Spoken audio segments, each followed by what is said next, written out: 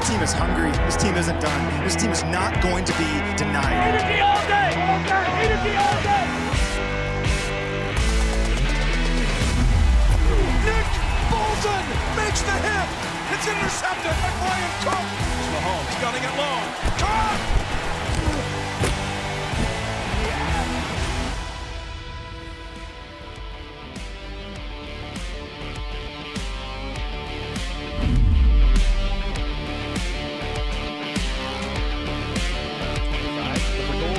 Right there for the taking. It's just a matter of getting back on track, and what better time to remind everyone that we're still here than on Sunday Night Football. We are 2 hours from kickoff. You've waited all week for this very moment. It's finally here. It is time for football in Chiefs Kingdom. Let's do this.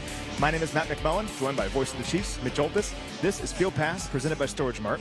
And Mitch, tough couple games to start the year, but great chance to get back on track here tonight. Yeah, no game has ever been played prior to this, and there'll be no game after it. That's what you got to look at absolute value. But you've got to attack this game.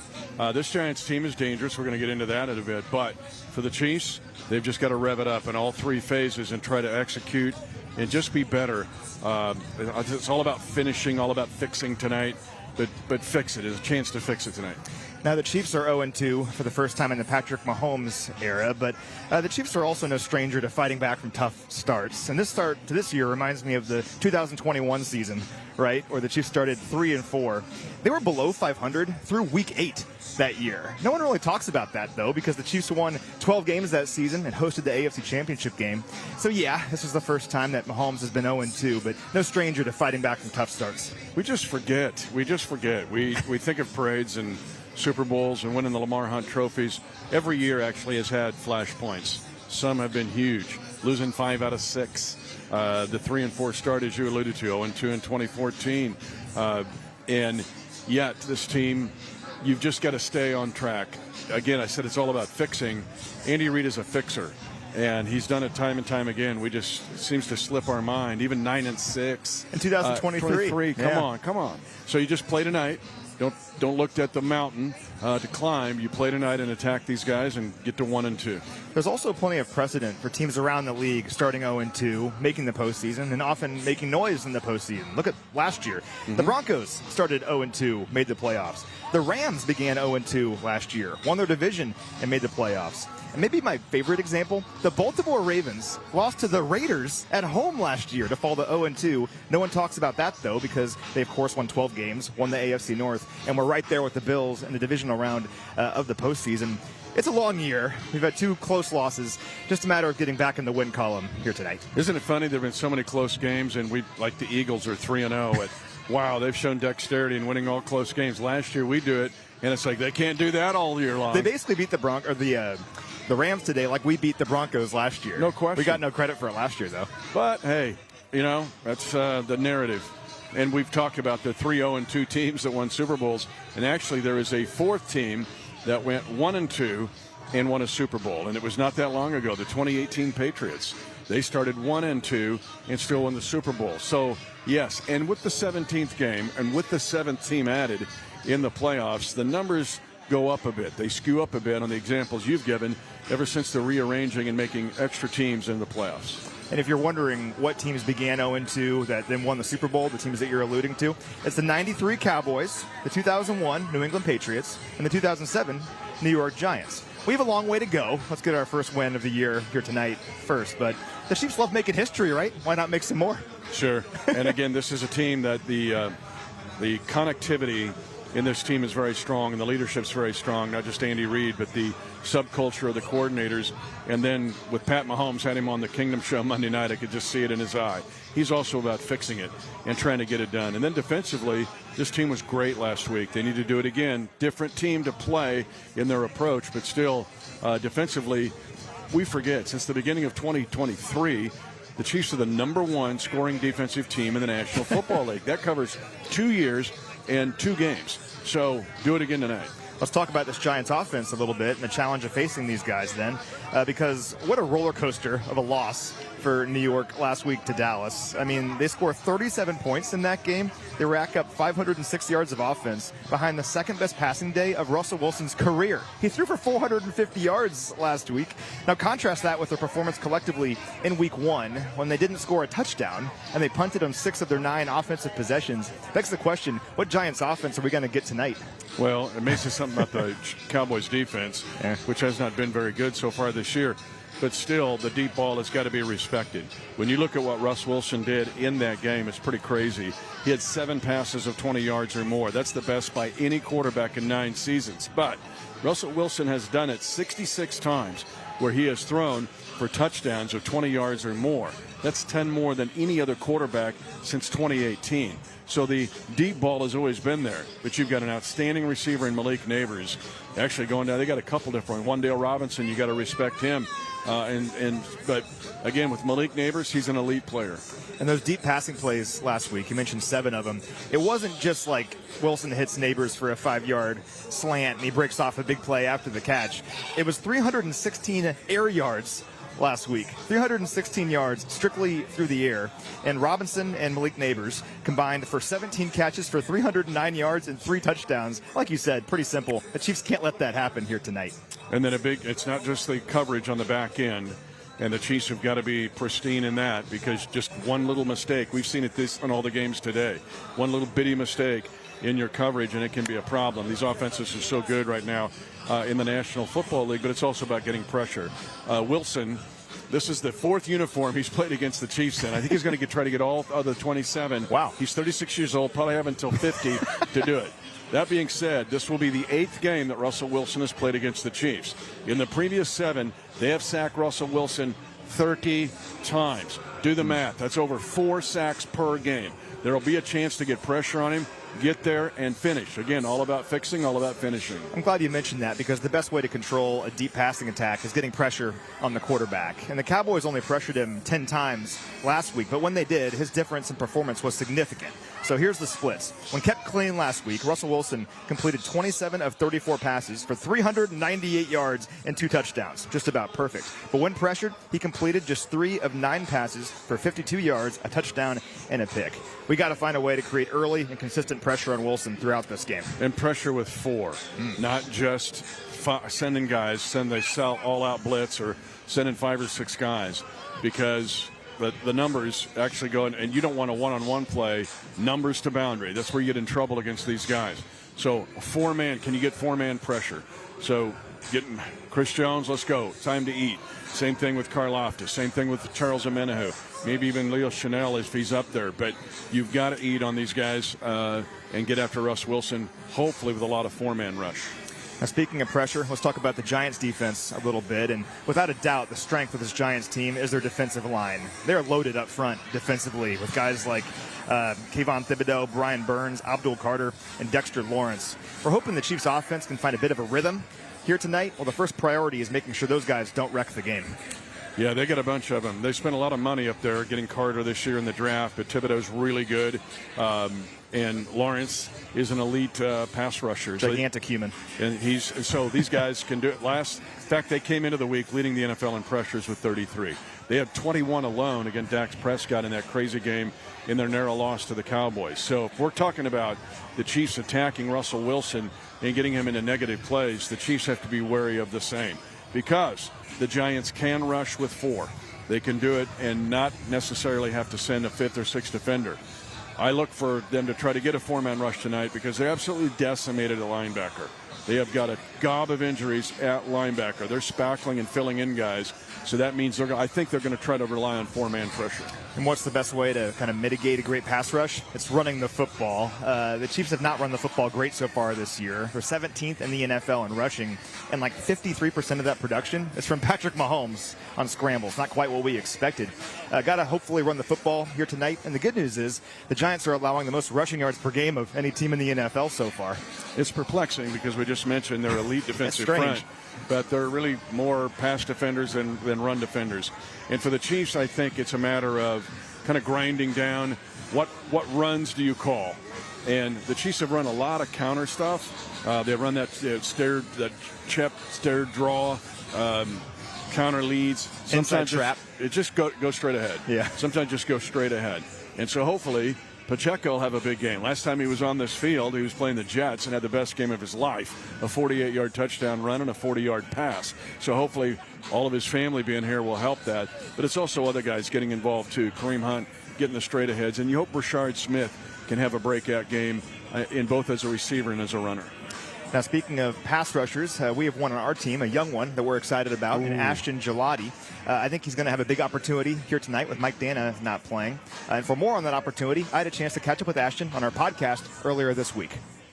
All right, we're joined now by Chiefs defensive end Ashton Gelati. And Ashton, I feel like you've been here forever now, but you got drafted 5 months ago, but you've been such a part of this so far. What have you enjoyed most about being part of the Chiefs so far? I've just enjoyed, obviously, again, my teammates. I think being around the coaches, they've put a lot of trust in me. And obviously, we just have a good culture here. So, just being around the guys and getting more familiar, that's just been the best part, probably. Where do you think you've grown the most since maybe training camp began, now here going into week 3? I would say it's just, actually, let me think. I mean, there's many ways to look at it, but at the end of the day, like, it's just more like your maturity, just how you approach it. Obviously, like, I was trying to operate like that in college, but there's really a professionalism that you had to carry yourself with, and that means, like, moving through the building, what you got to do outside of the building. Like, if you're getting a massage therapist, or if you're getting whatever you need to get your body right, just doing that on your own rather than just being dependent on your training staff to do that. That's probably the biggest thing I've learned, on top of, like, playbook. Everyone Sure. says playbook. What's it like playing for Spags, speaking of the playbook? It's been really good. I enjoy the system. There's a lot of diversity in it and a lot of different looks that we're trying to get.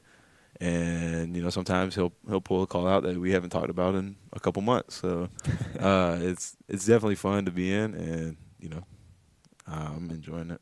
So you played a little bit in week 1. I think you got a little banged up in that game, though. But then 28 snaps last week against Philly. You had a TFL on Saquon on the first series of the game. Just how'd it feel to get in there and to really get into a flow where you weren't just rotating in? You were really part of the defensive game plan last week. No, it felt good. Obviously, things happen, bumps and bruises, and you just got to roll with it. It's football at the end of the day.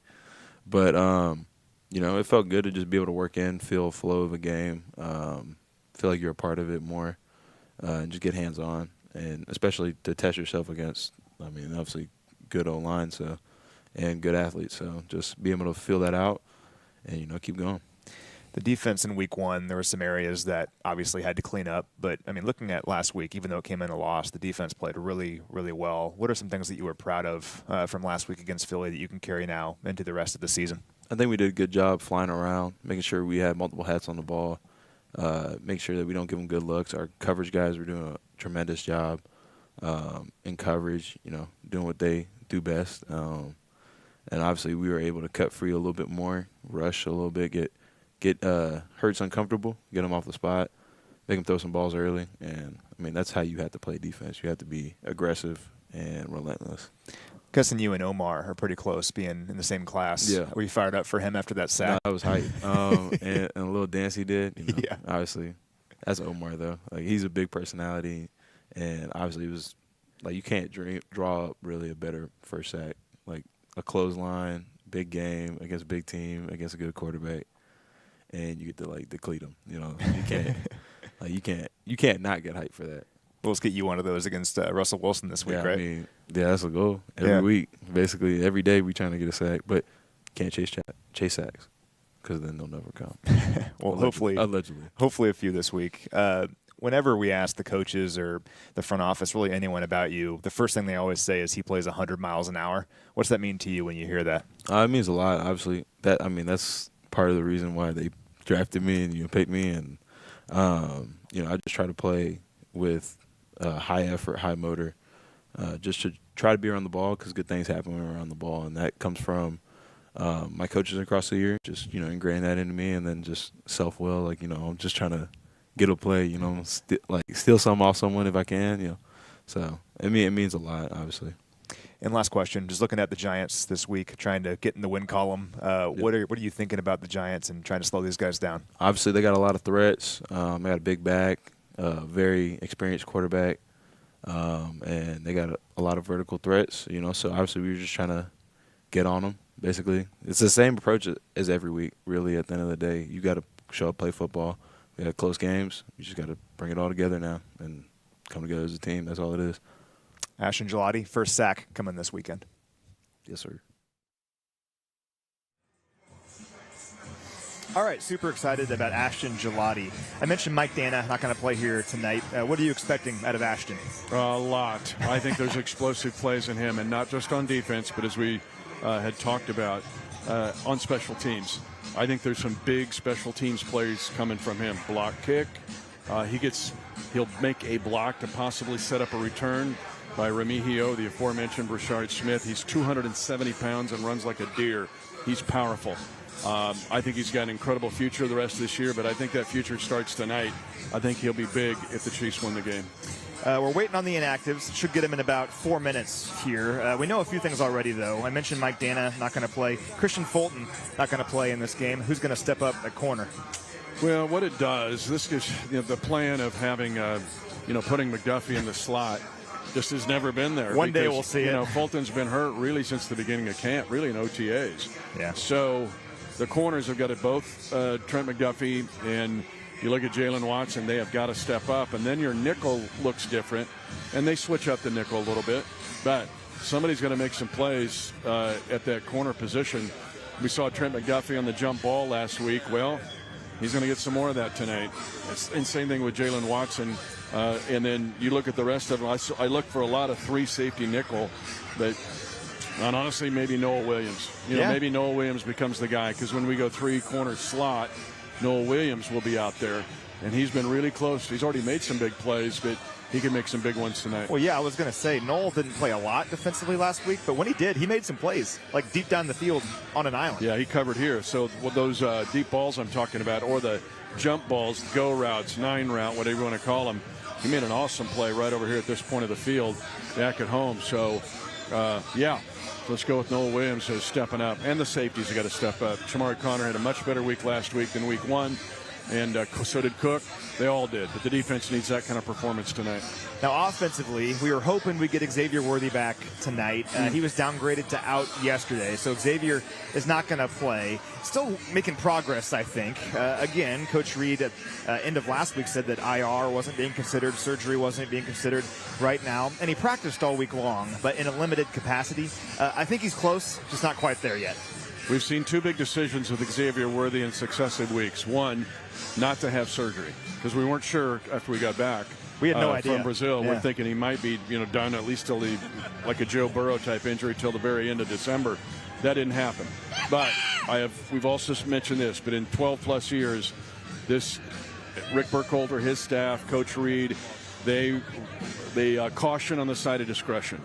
And I think they would rather have him be a full go against the Ravens than a part go in this game tonight. But that means the other guys, they've got to step up too, just like the DBs, the other guys in the wide receiver room and the tight end room. Anybody in particular you're watching that you can hope can have a big game offensively here tonight? I don't feel I'll have a big game, but Jalen Royals will get some action tonight. Oh, yeah? He's had the tendonitis in his knee, but he's capable of making a play that would keep a drive alive that leads to a touchdown. So with him and Juju both out there, it gives you a chance to almost have 2 door hinges. And then that will allow, I think, a chance to take a shot now and then, and probably to Tyquan Thornton. But this is a Giants defense. I mean, you look at Thomas, he leads the league in burns. There's been 12 burns. Their nickel guys got 12 burns in 2 weeks. If you give time, go back to those elite rushers. If you give time, there will be a chance to go long, and you're going to get single coverage, particularly if you occupy the guys underneath, and Jalen Royals can do that. And he's technically questionable coming in. We'll find out in about a minute if he's going to go. We feel good about it. Yep. He was a full participant in practice on Friday. He'll be making his NFL debut if he can get out there and play. When was the last time we saw Jalen on the field in a game? Would have been the second preseason game, I think, in Seattle. I think that's right. It's been a while. In Seattle. He didn't play against Chicago. But he was awesome in OTAs, awesome in training camp when he was out there. Hopefully, we'll find out in a minute here if he's going to play here tonight. Let's see. For the Giants, the big one that we're watching, we'll find out soon, is Andrew Thomas, their all-pro left tackle. He has not played since October of last year, had foot surgery in the offseason. We think he's probably going to play. We'll find out officially here pretty soon. But Andrew Thomas being back for them most likely is a big deal. Yes, it is. He's an elite left tackle. Now, Marcus Bowe, the rookie, had to slip over there in overtime. They actually kind of fired James Hudson III. He had 4 penalties on a single drive. They pulled him out of the game. It was like personal fouls, too. It wasn't just holding. It's rough. Yeah. But forget all that with them. But they got Thomas, and they got John Runyon at left guard. Really good players. Dad played for Coach Reed for 9 years. So the offensive line, though, can be had. This is not a great offensive line. And with Thomas, you think, he hadn't played, as you mentioned, since week 6 of last year. He missed 20 games. They're 3-17 when he doesn't play. So it tells you they feel like they got a shot if he does. But a Liz Frank injury is really, really tough, especially for a 340-pound human. So you would think he wouldn't be, hey, I'm just fresh and I can go and pitch 9 innings. So even though Thomas is back, doesn't mean he's going to be at the all-pro level right away. And defensively, they have linebackers all over their injury report. They're really thin at linebacker. We'll see if we can take advantage of that here tonight. Yeah, they got Bobby Okereke, who's played good against the Chiefs in the past, particularly as a Colt, but that's about it. They're going to play Swayze Bozeman tonight. You might remember him from the Chiefs practice squad. Yeah. He came up last year for 3 games. But Muasau is also injured. He will not play tonight. He's in the concussion protocol. Probably won't have Demetrius Flanagan-Foles, who was with San Francisco against us in the Super Bowl. They signed 2 guys off the street, Tamon Fox and Neville Hewitt. So they are down to the nitty-gritty at linebacker. So that middle of the field we talked about, hopefully you can attack that group all night long. Still waiting on the inactives. In theory, we were supposed to get them 2 minutes ago. We'll see whenever they get here. But in the meantime, we were talking about this all week. Some kind of crazy trivia about playing in this building against the Giants. You want to go for it? Well, okay. And I scoop my radio. You're going to hear it every time on Field Pass. If you watch Field Pass, you're going, I know what he's going to say on the radio. And it's this, because it was really during the week of the Eagles game, and I was working ahead a little bit, but I was thinking, where have I not called the Chiefs win on the road? I'm going, Cincinnati, Dallas. We'll take care of that on Thanksgiving. The Giants? The New York Giants? Well, then I look back. We had beaten the Cowboys once as a franchise before my time, and then beaten Cincinnati way back when they're an expansion team in the AFL. But I'm going, we've never beaten the Giants on the road, ever. It's the crazy. only team the Chiefs have never beaten on the road. So I sent it to you. I got other people looking. Am I looking at this right? When it's so crazy, you've done the same. So it was a Chiefs Kingdom show Monday night. Pat Mahomes was the guest. And I look at Pat and I go, we've never won on the road. I did it to poke him, right? Hey, you want a challenge? Like, you like challenges. And he looks at me and he kind of puzzled. He kind of goes, I guess I'll go with you on that. But he's like, I'm not sure. That doesn't sound right.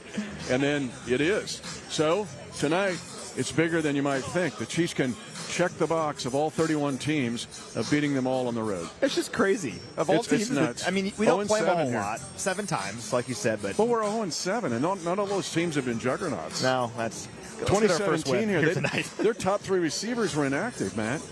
We lost 12-9 here. That's when Kels threw an interception. Oh, yeah, Travis Kelce threw an interception in that game. Kind of says how the game went. We got the inactives. Here we go. Okay, so some good news for the Chiefs. Jalen Royals, as predicted, is active tonight. So Jalen Royals is going to play tonight. Let's see what he can do. Yep.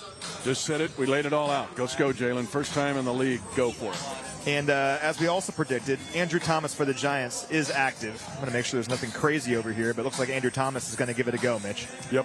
Figured that as much. They're excited to get him out there, but we just laid that out there too. Liz Frank is a tough injury, and it's been since a year ago almost that he's played, so the Chiefs can still get after him.